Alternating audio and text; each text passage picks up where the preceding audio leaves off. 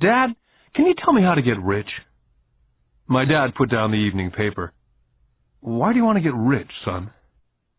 Because today Jimmy's mom drove up in their new Cadillac and they were going to their beach house for the weekend. He took 3 of his friends, but Mike and I weren't invited. They told us we weren't invited because we were poor kids. They did? My dad asked incredulously. Yeah, they did, I replied in a hurt tone. My dad silently shook his head, pushed his glasses up the bridge of his nose, and went back to reading his paper. I stood waiting for an answer. The year was 1956. I was 9 years old. By some twist of fate, I attended the same public school where the rich people sent their kids. We were primarily a sugar plantation town.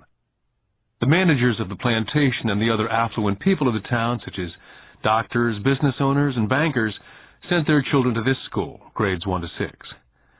After grade 6, their children were generally sent off to private schools. Because my family lived on one side of the street, I went to this school. Had I lived on the other side of the street, I would have gone to a different school with kids from families more like mine.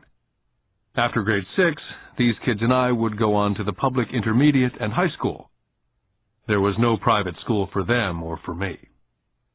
My dad finally put down the paper. Well, son, he began slowly, if you want to be rich, you have to learn to make money. How do I make money? I asked. Well, use your head, son, he said, smiling, which really meant, that's all I'm going to tell you, or, I don't know the answer, so don't embarrass me. The next morning, I told my best friend Mike what my dad had said. As best I could tell, Mike and I were the only poor kids in this school. Mike was like me in that he was in this school by a twist of fate. Someone had drawn a jog in a line for the school district, and we wound up in school with the rich kids. So what do we do to make money? Mike asked. I don't know, I said. But do you want to be my partner? He agreed. And so on that Saturday morning, Mike became my first business partner. We spent all morning coming up with ideas on how to make money. Finally, that afternoon, a bolt of lightning came through our heads. It was an idea that Mike had gotten from a science book he'd read. Excitedly, we shook hands, and the partnership now had a business. For the next several weeks, Mike and I ran around our neighborhood, knocking on doors and asking our neighbors if they'd save their toothpaste tubes for us. With puzzled looks, most adults consented with a smile. Some asked us what we were doing, to which we replied, we can't tell you. It's a business secret. My mom grew distressed as the weeks wore on. We had selected a site next to her washing machine as the place we would stockpile our raw materials. In a brown cardboard box that one time held ketchup bottles, our little pile of used toothpaste tubes began to grow. One day my dad drove up to see 2 9-year-old boys in the driveway with a production line operating at full speed. Fine white powder everywhere. On a long table were small milk cartons from school, and our family's hibachi grill was glowing with red-hot coals at maximum heat. Dad walked up cautiously, having to park the car at the base of the driveway, since the production line blocked the carport. As he got closer, he saw a steel pot sitting on top of the coals, with the toothpaste tubes being melted down. In those days, toothpaste did not come in plastic tubes. The tubes were made of lead. So once the paint was burned off, the tubes were dropped in a small steel pot, melted until they became liquid, and with my mom's pot holders, we were pouring the lead through a small hole in the top of the milk cartons. The milk cartons were filled with plaster of Paris. The white powder everywhere was the plaster before we mixed it with water. The milk cartons were the outer containers for plaster of Paris molds. My dad watched as we carefully poured the molten lead through a small hole in the top of the plaster of Paris cube. "What are you boys doing?" he asked with a cautious smile. "We're doing what you told me to do. We're going to be rich," I said. "Yep," said Mike, grinning and nodding his head. "We're partners." "And what is in those plaster molds?" Dad asked. "Watch," I said. "This should be a good batch." With a small hammer, I tapped at the seal that divided the cube in half. Cautiously, I pulled up the top half of the plaster mold, and a lead nickel fell out. "Oh, my God," my dad said. You're casting nickels out of lead." "That's right," Mike said. "We're making money." My dad smiled and shook his head. Along with a fire and a box of spent toothpaste tubes in front of him were two little boys covered with white dust and smiling from ear to ear. He asked us to put everything down and sit with him on the front step of our house. With a smile, he gently explained what the word counterfeiting meant. Our dreams were dashed. "You mean this is illegal?" asked Mike. "Yes, it is illegal," my dad said gently. "But you boys have shown great creativity and original thought. Keep going. I'm really proud of you."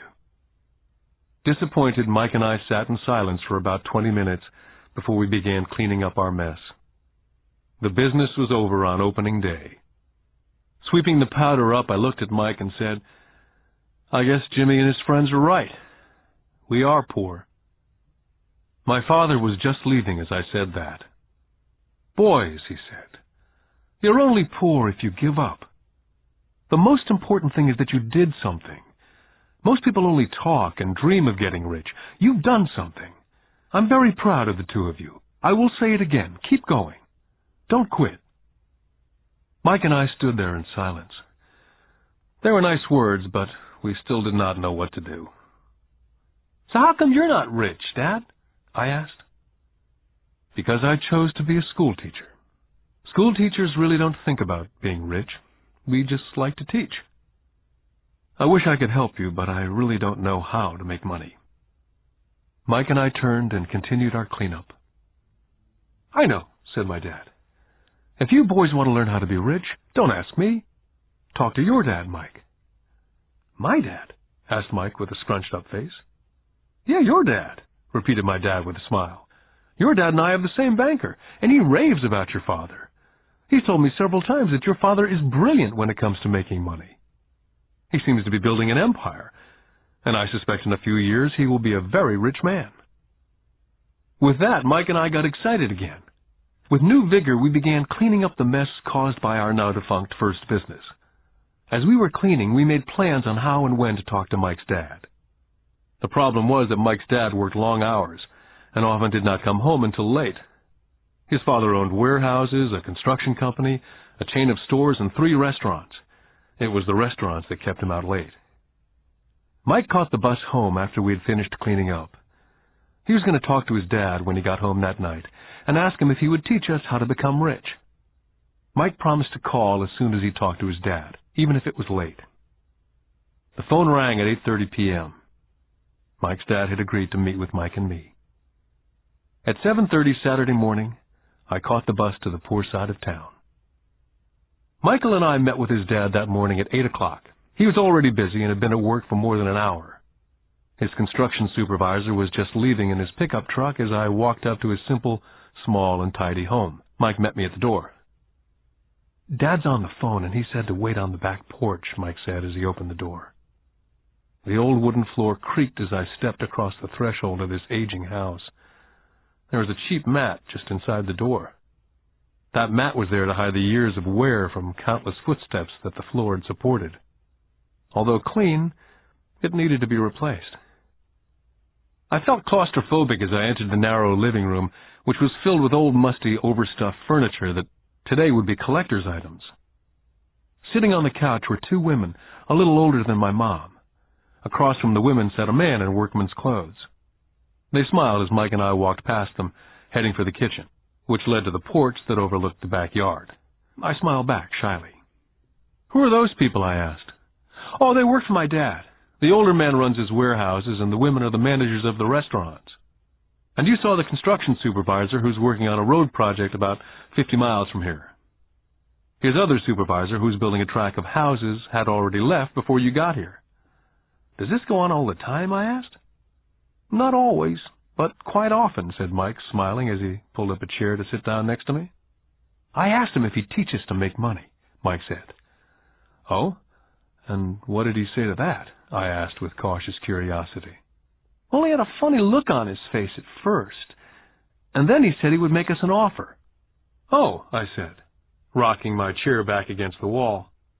I sat there perched on 2 rear legs of the chair. Mike did the same thing.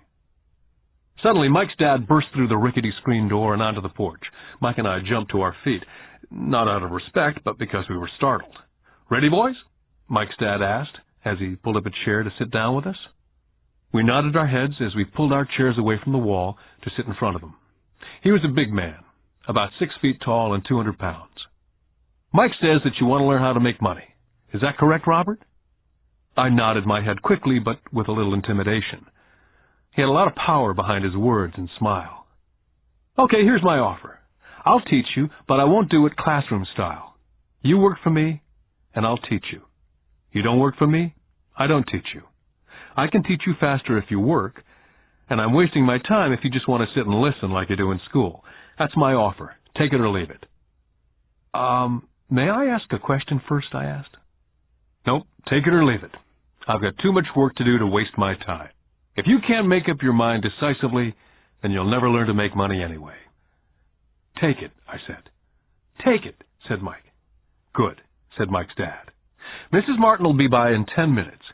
After I'm through with her, you ride with her to my superette, and you can begin working. I'll pay you 10 cents an hour, and you will work for 3 hours every Saturday."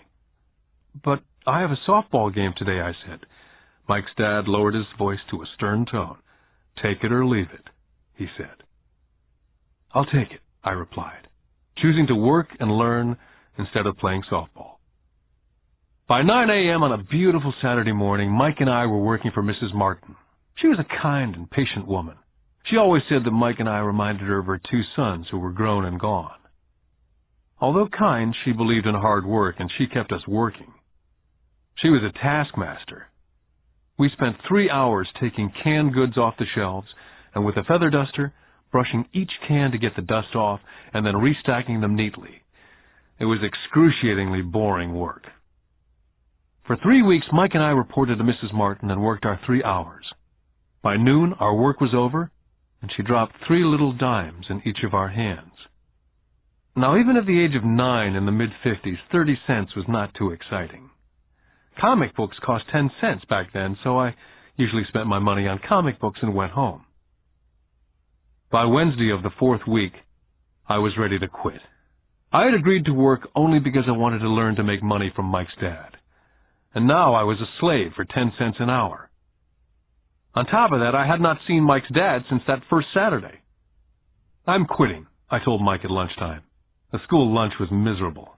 School was boring, and now I didn't even have my Saturdays to look forward to. But it was the 30 cents that really got to me. Mike smiled.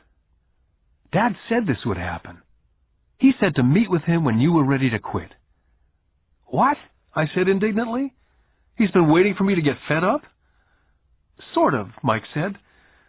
"Dad's kind of different. He teaches differently from your dad. Your mom and dad lecture a lot. My dad is quiet and a man of few words. You just wait till this Saturday. I'll tell him you're ready." "You mean I've been set up?" "No, not really, but maybe. Dad will explain on Saturday." I was ready to face him, and I was prepared. Even my real dad was angry with him. My real dad, the one I called the poor one, thought that my rich dad was violating child labor laws and should be investigated. My educated dad told me to demand what I deserve, at least 25 cents an hour. My poor dad told me that if I didn't get a raise, I was to quit immediately. At 8 o'clock Saturday morning, I was going through the same rickety door of Mike's house. "Take a seat and wait in line," Mike's dad said as I entered. He turned and disappeared into his little office next to a bedroom. I looked around the room and didn't see Mike anywhere. Feeling awkward, I cautiously sat down next to the same 2 women who were there 4 weeks earlier. They smiled and slid across the couch to make room for me. 45 minutes went by, and I was steaming. The 2 women had met with him and left 30 minutes earlier. An older gentleman was in there for 20 minutes and was also gone. The house was empty, and I sat out in his musty, dark living room on a beautiful, sunny Hawaiian day, waiting to talk to a cheapskate who exploited children. I could hear him rustling around in the office, talking on the phone and ignoring me. I was now ready to walk out, but for some reason I stayed. Finally, 15 minutes later, at exactly 9 o'clock, Rich Dad walked out of his office, said nothing, and signaled with his hand for me to enter his dingy office. I understand you want a raise or you're going to quit, Rich Dad said as he swiveled in his office chair. Well, you're not keeping your end of the bargain, I blurted out, nearly in tears. It was really frightening for a 9-year-old boy to confront a grown-up. You said that you'd teach me if I worked for you. Well, I've worked for you. I've worked hard. I've given up my baseball games to work for you, and you don't keep your word. You haven't taught me anything. You're a crook like everyone in town thinks you are. You're greedy. You want all the money and don't take care of your employees. You make me wait and don't show me any respect. I'm only a little boy, and I deserve to be treated better. Rich Dad rocked back in his swivel chair, hands up to his chin, somewhat staring at me. Not bad, he said. In less than a month, you sound like most of my employees. What? I asked. Not understanding what he was saying, I continued with my grievance. I thought you were going to keep up your end of the bargain and teach me. Instead, you want to torture me. That's cruel. That's really cruel. I am teaching you, Rich Dad said quietly. What have you taught me? Nothing, I said angrily. You haven't even talked to me once since I agreed to work for peanuts. 10 cents an hour, huh? I should notify the government about you. We have child labor laws, you know. My dad works for the government, you know. Wow, said Rich Dad. Now you sound like most of the people who used to work for me. People I've either fired or they've quit. So what do you have to say? I demanded, feeling pretty brave for a little kid. How do you know that I've not taught you anything? Asked Rich Dad calmly. Well, you've never talked to me. I've worked for 3 weeks and you've not taught me anything, I said with a pout. Does teaching mean talking or a lecture? Rich Dad asked. Well, yes, I replied. That's how they teach you in school, he said, smiling. But that is not how life teaches you. And I would say that life is the best teacher of all. Most of the time, life does not talk to you, just sort of pushes you around. Each push is life saying, wake up.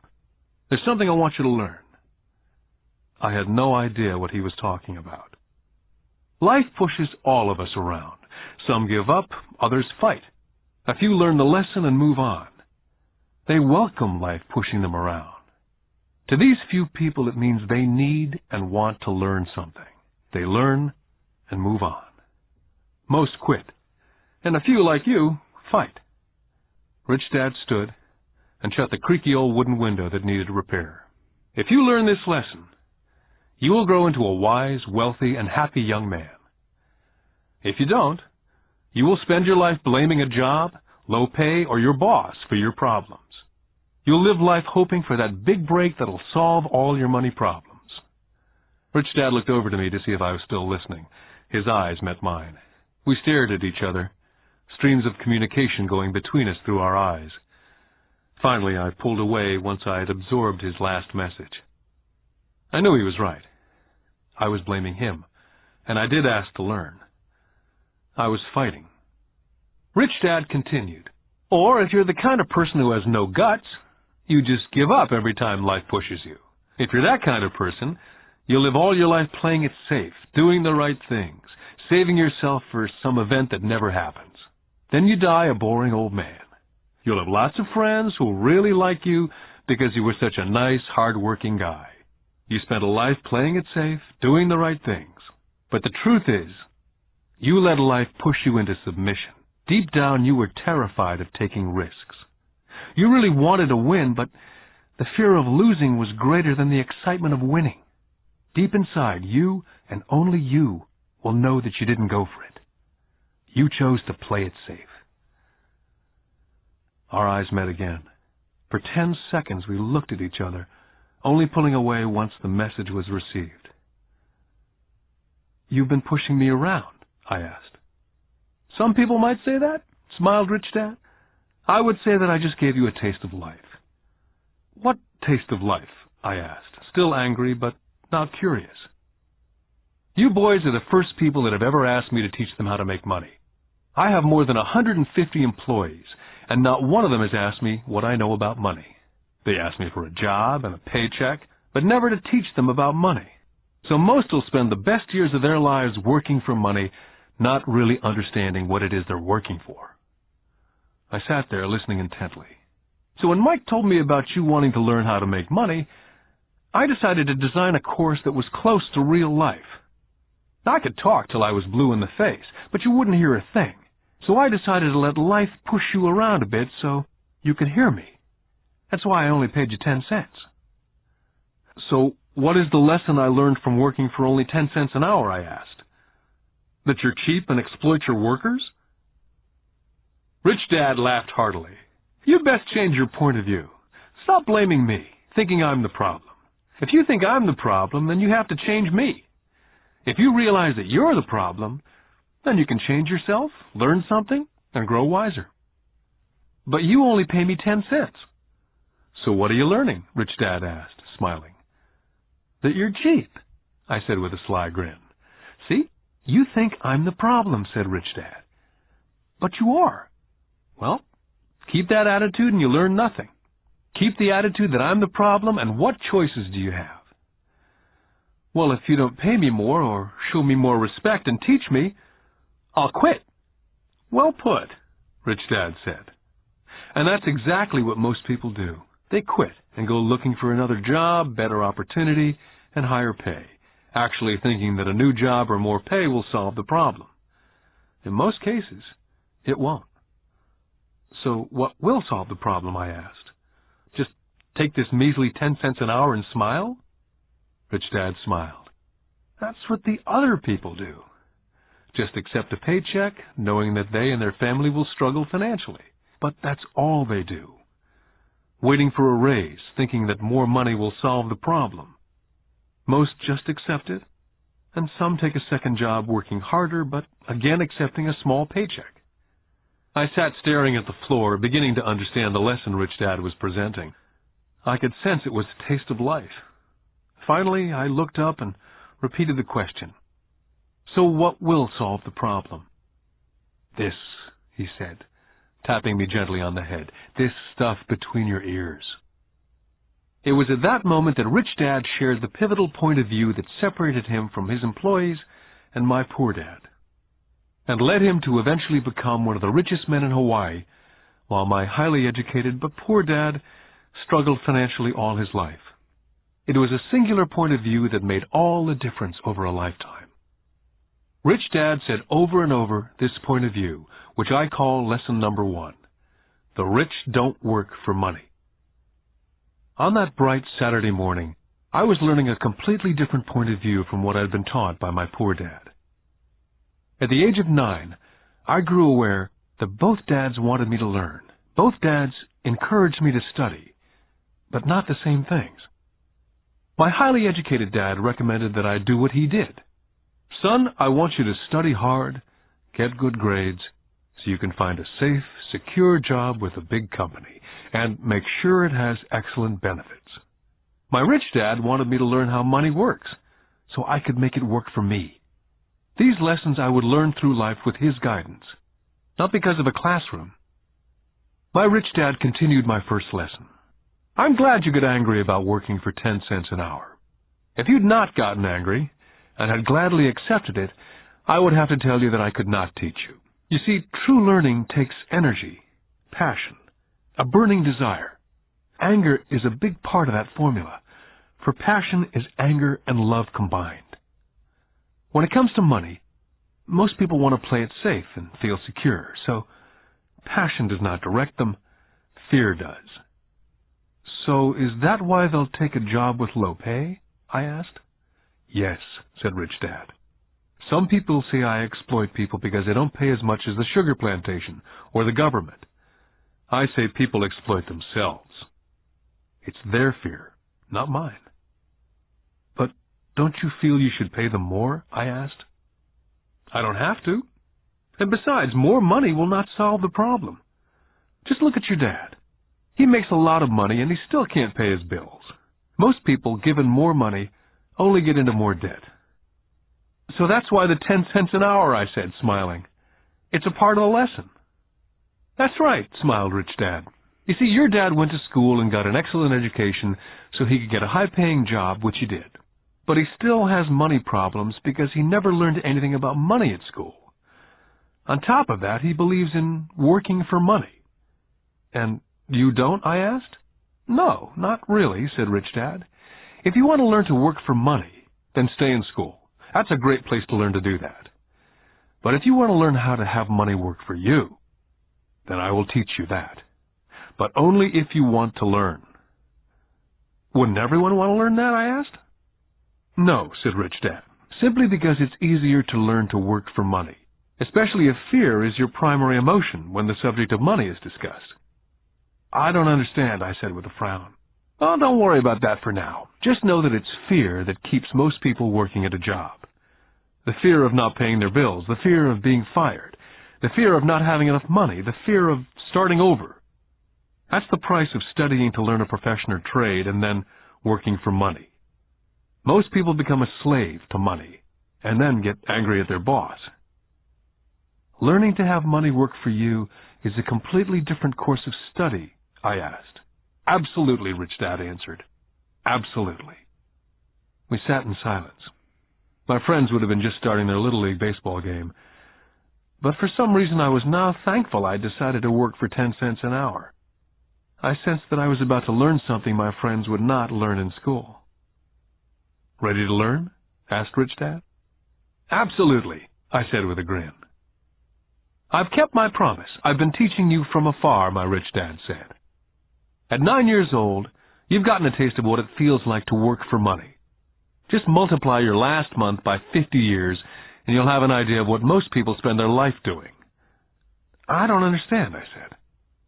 How did you feel waiting in line to see me? Once to get hired and once to ask for more money. Terrible, I said. If you choose to work for money, that is what life is like for many people, said Rich Dad. And how did you feel when Mrs. Martin dropped 3 dimes in your hand for 3 hours' work? I felt like it wasn't enough. It seemed like nothing. I was disappointed, I said. And that is how most employees feel when they look at their paychecks, especially after all the tax and other deductions are taken out. At least you got 100%. You mean most workers don't get paid everything? I asked with amazement. Heavens, no, said Rich Dad. The government always takes its share first. How do they do that? I asked. Taxes, said Rich Dad. You're taxed when you earn, you're taxed when you spend, you're taxed when you save, you're taxed when you die. Why do people let the government do that to them? The rich don't, said Rich Dad with a smile. The poor and the middle class do. I'll bet you that I earn more than your dad, yet he pays more in taxes. How can that be? I asked. As a 9-year-old boy, that made no sense to me. Why would someone let the government do that to them? Rich Dad sat there in silence. I guess he wanted me to listen instead of jabber away at the mouth. Finally, I calmed down. I did not like what I had heard. I knew my dad complained constantly about paying so much in taxes, but really did nothing about it. Was that life pushing him around? Rich Dad rocked slowly and silently in his chair, just looking at me. Ready to learn? He asked. I nodded my head slowly. Learning how to have money work for you is a lifetime study. Most people go to college for 4 years and their education ends. I already know that my study of money will continue over a lifetime simply because the more I find out, the more I find out I need to know. Most people never study the subject. They go to work, get their paycheck, balance their checkbooks, and that's it. On top of that, they wonder why they have money problems. Then they think that more money will solve the problem. Few realize that it's their lack of financial education that is the problem. So, my dad has tax problems because he doesn't understand money? I asked, confused. Look, said Rich Dad, taxes are just one small section on learning how to have money work for you. Today, I just wanted to find out if you still have the passion to learn about money. Most people don't. They want to go to school, learn a profession, have fun at their work, and earn lots of money. One day they wake up with big money problems, and then they can't stop working. That's the price of only knowing how to work for money, instead of studying how to have money work for you. So, do you still have the passion to learn? Asked Rich Dad. I nodded my head. Good, said Rich Dad. Now get back to work. This time I will pay you nothing. What? I asked in amazement. You heard me. Nothing. You'll work the same 3 hours every Saturday, but this time you will not be paid 10 cents an hour. You said you wanted to learn to not work for money, so I'm not going to pay you anything. I couldn't believe what I was hearing. I've already had this conversation with Mike. He's already working, dusting, and stacking canned goods for free. You better hurry up and get back there. I stood there, still not believing what a raw deal I'd been handed. Here I came to ask for a raise, and now I was being told to keep working for nothing. Rich Dad tapped me on the head and said, "Use this. Now get out of here." I didn't tell my poor dad I wasn't being paid. He would not have understood, and I did not want to try to explain something that I did not yet understand myself. For 3 more weeks, Mike and I worked for 3 hours every Saturday for nothing. The work didn't bother me, and the routine got easier. It was the missed baseball games and not being able to afford to buy a few comic books that got to me. Rich Dad stopped by at noon on the 3rd week. We heard his truck pull up in the parking lot and sputter when the engine was turned off. He entered the store and greeted Mrs. Martin with a hug. After finding out how things were going in the store, he reached into the ice cream freezer, pulled out 2 bars, paid for them, and signaled to Mike and me, "Let's go for a walk, boys." We crossed the street, dodging a few cars, and walked across a large grassy field where a few adults were playing softball. Sitting down at a remote picnic table, he handed Mike and me the ice cream bars. "How's it going, boys?" "Okay," Mike said. I nodded in agreement. "Learn anything yet?" Rich Dad asked. Mike and I looked at each other, shrugged our shoulders, and shook our heads in unison. "Well, you boys had better start thinking. You're staring at one of life's biggest lessons. If you learn the lesson, you'll enjoy a life of great freedom and security. If you don't learn the lesson, you'll wind up like Mrs. Martin and most of the people playing softball in this park. They work very hard for a little money, clinging to the illusion of job security, looking forward to a 3-week vacation each year and a skimpy pension after 45 years of work. Now, if that excites you, I'll give you a raise to 25 cents an hour." "But these are good, hard-working people. Are you making fun of them?" I demanded. A smile came over Rich Dad's face. "Mrs. Martin's like a mother to me, and I would never be that cruel. I may sound cruel because I'm doing my best to point something out to the 2 of you. I want to expand your point of view so you can see something most people never have the benefit of seeing because their vision is too narrow. Most people never see the trap they're in." Mike and I sat there uncertain of his message. He sounded cruel, yet we could sense he was desperately wanting us to know something. With a smile, Rich Dad said, "Doesn't that 25 cents an hour sound good? Doesn't that make your heart beat a little faster?" I shook my head no, but it really did. 25 cents an hour would be big bucks to me. "Okay, I'll pay you $1 an hour," Rich Dad said with a sly grin. Now my heart was beginning to race. My brain was screaming, "Take it, take it." I could not believe what I was hearing. Still, I said nothing. "Okay, $2 an hour." My little 9-year-old brain and heart nearly exploded. After all, it was 1956, and being paid $2 an hour would have made me the richest kid in the world. I couldn't imagine earning that kind of money. I wanted to say yes, but somehow my mouth stayed silent. Maybe my brain had overheated and blown a fuse, but deep down I badly wanted that $2 an hour. The ice cream had melted and was running down my hand. Rich Dad was looking at 2 boys staring back at him, eyes wide open and brains empty. He knew that he was testing us, and he knew there was part of our emotions that wanted to take the deal. "Okay," he said, $5 an hour. Suddenly there was a silence from inside me. Something had changed. The offer was too big and had gotten ridiculous. Not too many grown-ups in 1956 made more than $5 an hour. The temptation disappeared and a calm set in. Slowly I turned to my left to look at Mike. He looked back at me. The part of my soul that was weak and needy was silenced. The part of me that had no price took over. There was a calm and a certainty about money that entered my brain and my soul. I knew Mike had gotten to that point also. "Good," Rich Dad said softly. "Most people have a price.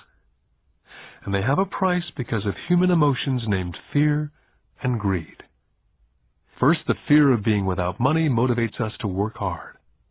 And then once we get that paycheck, greed or desire starts us thinking about all the wonderful things money can buy.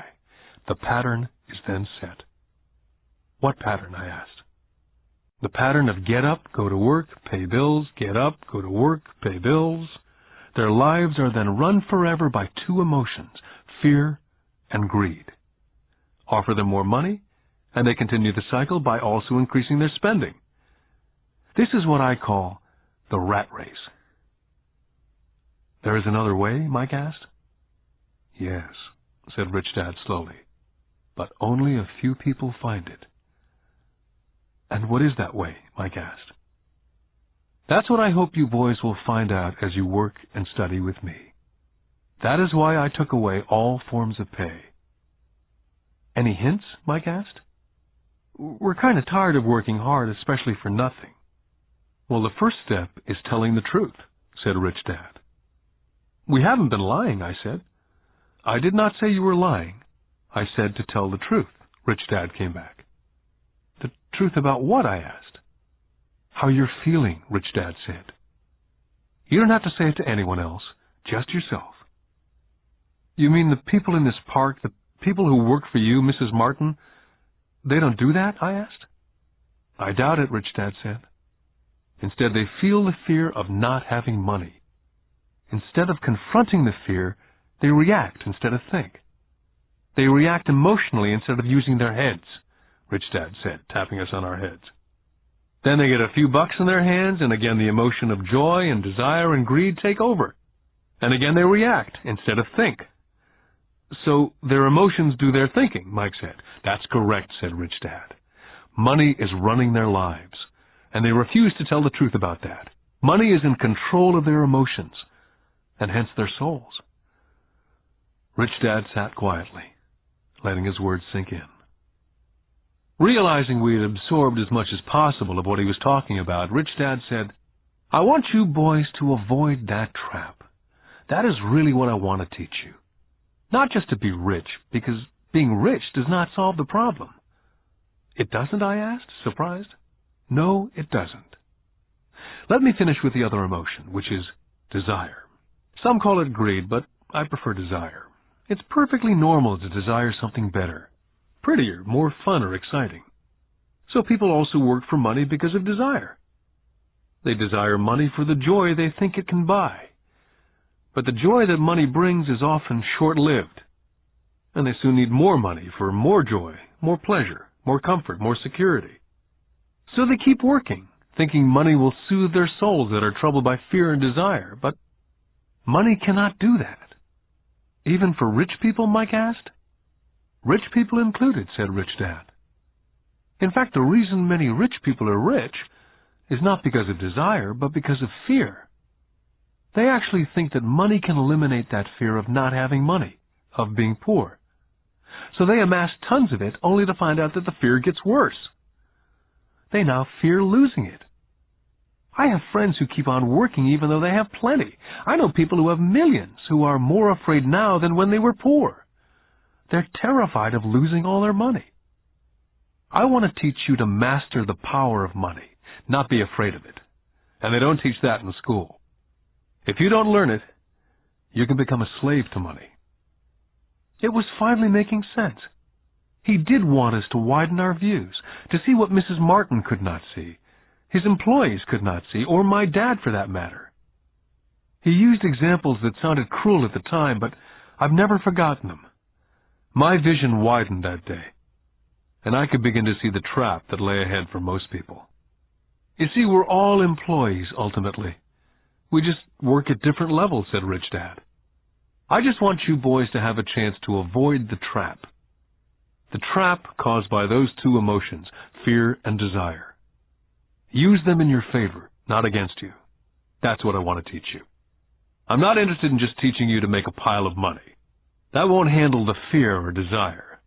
If you don't first handle fear and desire and you get rich, you'll only be a high-paid slave. So how do we avoid the trap, I asked.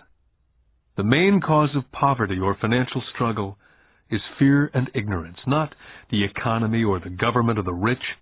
It's self-inflicted fear and ignorance that keeps people trapped. So you boys go to school and get your college degrees, I'll teach you how to stay out of the trap. The pieces of the puzzle were appearing. My highly educated dad had a great education and a great career, but school never told him how to handle money or his fears.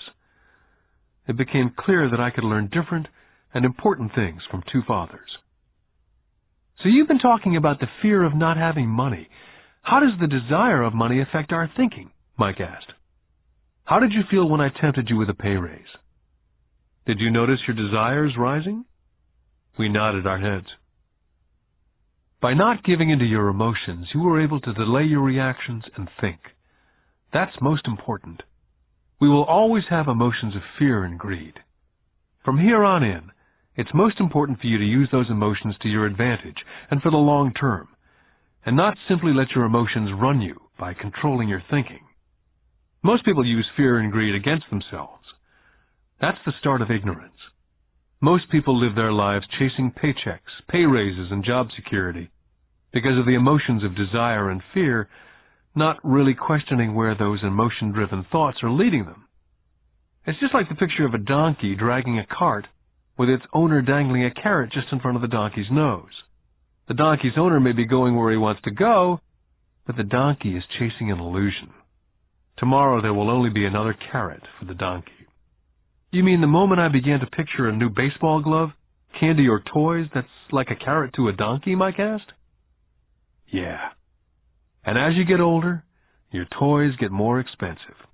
New car, boat, and a big house to impress your friends, said Rich Dad with a smile. Fear pushes you out the door, and desire calls to you, enticing you toward the rocks. That's the trap. So what's the answer? Mike asked. What intensifies fear and desire is ignorance. That's why rich people with lots of money often have more fear the richer they get. Money is the carrot, the illusion. Rich Dad went on to explain that a human's life is a struggle between ignorance and illumination. He explained that once a person stops searching for information and knowledge of oneself, ignorance sets in.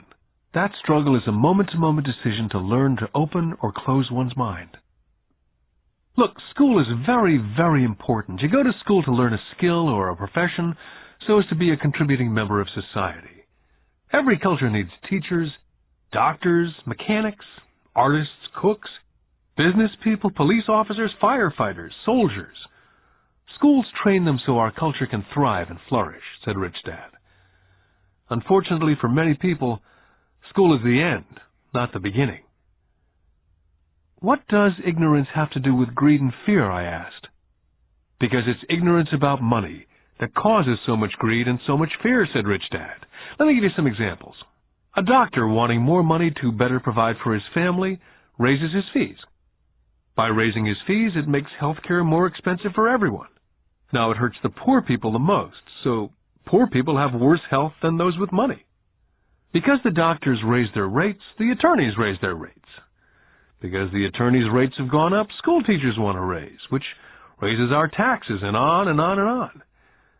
Soon there will be such a horrifying gap between the rich and the poor that chaos will break out, and another great civilization will collapse. Great civilizations collapsed when the gap between the haves and the have-nots was too great. America is on the same course, proving once again that history repeats itself, because we do not learn from history. We only memorize historical dates and names, not the lesson. Aren't prices supposed to go up, I asked. Not in an educated society with a well-run government. Prices should actually come down.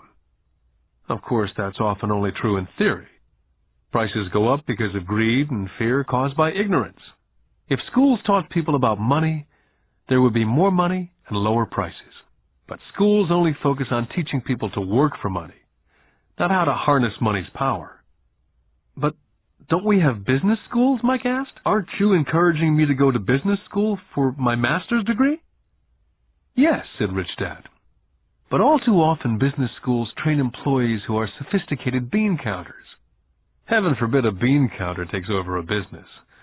All they do is look at the numbers, fire people, and kill the business. I know because I hire bean counters. All they think about is cutting costs and raising prices, which causes more problems. Bean counting is important. I wish more people knew it, but it too is not the whole picture, added Rich Dad angrily. So is there an answer? Asked Mike. Yes, said Rich Dad. Learn to use your emotions to think, not think with your emotions. When you boys mastered your emotions, first by agreeing to work for free, I knew there was hope. When you again resisted your emotions when I tempted you with more money, you were again learning to think in spite of being emotionally charged. That's the first step. Can you tell the difference between emotions thinking and the head thinking? Mike asked. Oh, yes, I hear it all the time, said Rich Dad. I hear things like, well, everyone has to work, or the rich are crooks, or I'll get another job, I deserve this raise. You can't push me around, or I like this job because it's secure. Instead of, is there something I'm missing here? Which breaks the emotional thought and gives you time to think clearly. I must admit it was a great lesson to be getting, to know when someone was speaking out of emotions or out of clear thought. It was a lesson that served me well for life, especially when I was the one speaking out of reaction and not from clear thought. As we headed back to the store, Rich Dad explained that the rich really did make money. They did not work for it. He went on to explain that when Mike and I were casting 5-cent pieces out of lead, thinking we were making money, we were very close to thinking the way rich people think. The problem was that it was illegal for us to do it. Rich Dad went on to explain that the rich know that money is an illusion, truly like the carrot for the donkey. It's only out of fear and greed that the illusion of money is held together by billions of people thinking that money is real. Money is really made up. It was only because of the illusion of confidence and the ignorance of the masses that the house of cards stood standing. In fact, he said, in many ways the donkey's carrot was more valuable than money. As he climbed into his pickup truck outside of his little convenience store, he said, "Keep working, boys. But the sooner you forget about needing a paycheck, the easier your adult life will be. Keep using your brain. Work for free. And soon your mind will show you ways of making money far beyond what I could ever pay you. You'll begin to see opportunities right in front of you that in the past would have gone unnoticed." Mike and I picked up our things from the store and waved goodbye to Mrs. Martin. We went back to the park, to the same picnic bench, and spent several more hours thinking and talking. We spent the next week at school thinking and talking. For 2 more weeks, we kept thinking and talking and working for free. At the end of the second Saturday, I was again saying goodbye to Mrs. Martin and looking at the comic book stand with a longing gaze. The hard thing about not even getting 30 cents every Saturday was that I didn't have any money to buy comic books. Suddenly, as Mrs. Martin was saying goodbye to Mike and me, I saw something she was doing that I'd never seen her do before. I mean, I'd seen her do it, but I never took notice of it. Mrs. Martin was cutting the front page of the comic book in half. She was keeping the top half of the comic book cover and throwing the rest of the comic book into a large brown cardboard box. When I asked her what she did with the comic books, she said, "I throw them away. I give the top half of the cover back to the comic book distributor for credit when he brings in the new comics. He's coming in an hour." Mike and I waited for an hour. Soon the distributor arrived, and I asked him if we could have the comic books, to which he replied, "You can have them if you work for this store and do not resell them." Our partnership was revived. Mike's mom had a spare room in the basement that no one used. We cleaned it out and began piling hundreds of comic books in that room. Soon our comic book library was open to the public. We hired Mike's younger sister, who loved to study, to be head librarian. She charged each child 10 cents admission to the library, which was open from 2:30 to 4:30 p.m. every day after school. The customers, the children of the neighborhood, could read as many comics as they could in 2 hours.